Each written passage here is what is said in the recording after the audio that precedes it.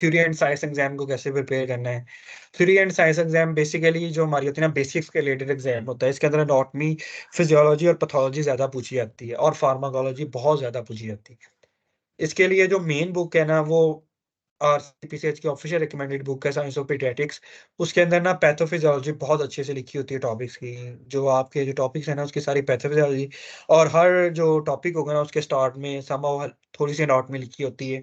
जो एनाटॉमी मतलब ये है कि फर्स्ट एड से ज्यादा लिखी होती है। आपने फर्स्ट एड रिकमेंड तो मैं करता हूँ पढ़ने के लिए कि आपने फार्माकोलॉजी फर्स्ट एड से करनी होती है, क्योंकि फार्मा का अच्छा खासा पोर्शन पूछा जाता है, और तकरीबन 10 से 12 क्वेश्चंस होते हैं फार्मा के जो पेपर में आते हैं। तो फार्मा के जो क्वेश्चन होते हैं ना, वो फर्स्ट एड ही आपके सॉल्व करवाती है। आप कुछ ना करें फर्स्ट एड से, सिर्फ फार्मा कर लें, वही आपके लिए बहुत होती है। सेकंड है स्टैटिस्टिक्स।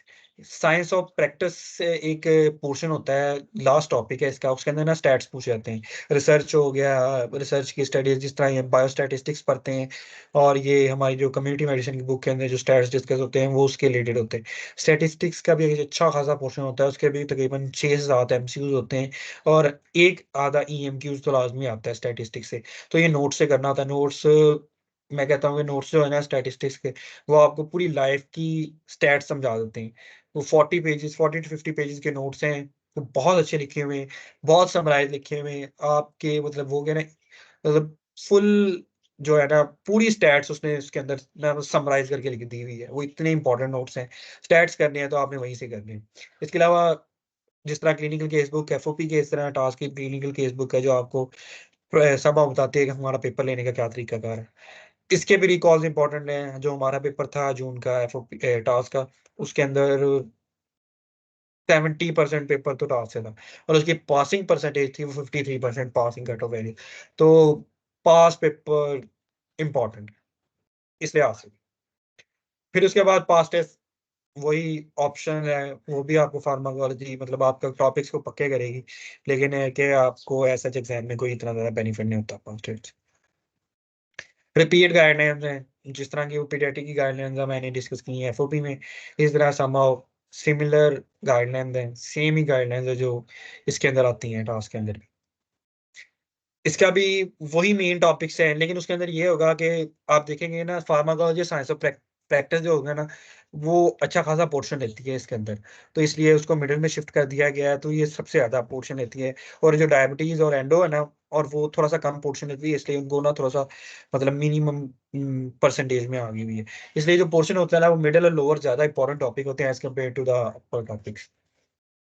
एग्ज़ाम पैटर्न, मई में जो एग्ज़ाम होगा वो सम ऑफ ओल्ड पैटर्न पे होगा। उसके अंदर ये होते हैं कि 70 सिंगल बेस्ट आंसर होते हैं, बेस्ट ऑफ 5, और 10 ईएमक्यूज होते हैं। ईएमक्यूज के रिलेटेड मैंने ऑलरेडी आपको एफओपी के अंदर बता दिया कि एक 10 एमसीक्यूज होते हैं, 10 आंसर्स होते हैं, ए बी सी डी करके लिखे होते हैं, और 3 स्टेटमेंट्स होती हैं।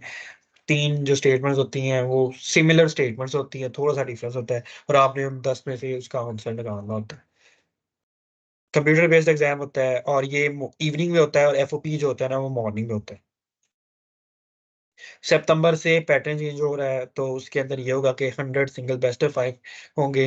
वो पहले 2.5 आवर का था, अब ये 120 मिनट यानी 2 आवर्स का होगा। ईएमक्यूज खत्म कर दिए हैं, टाइम रिड्यूस कर दिया गया है। प्रिपरेशन टाइम सिमिलर है, 3 टू 4 मंथ्स, 4, और इसकी परसेंटेज थोड़ी सी लोअर होती है, 50 टू 57% होती है।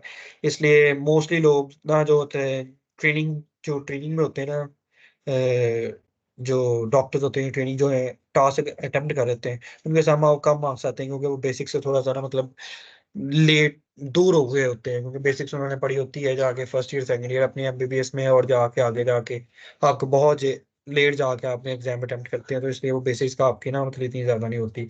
इसलिए ना हमारे सीनियर्स के समहाउ बहुत अच्छे मार्क्स नहीं आते, लेकिन अच्छे मार्क्स आते हैं। बहुत अच्छे नहीं आते, जिस तरह हमारे सीनियर्स के एफओपी में 90s में आते हैं, 93%, 90%, 80s, लेट 80s में आते हैं। तो इसी तरह उनके जब टास्क में कंपैरिजन होता है, वो 70s में आते हैं, अर्ली 80s में आते हैं। वो मतलब बहुत अच्छे मार्क्स नहीं है, लेकिन ये कि इतने भी बुरे नहीं, पास हो जाते हैं। जो अप्रोच यूज़ की जाती है एफओपी एंड टास्क कंबाइन की, जो हम लोग यूज़ करते हैं, इनफैक्ट मैंने भी यूज़ की थी, मैंने दोनों पेपर इकट्ठे अटेम्प्ट किए हुए हैं।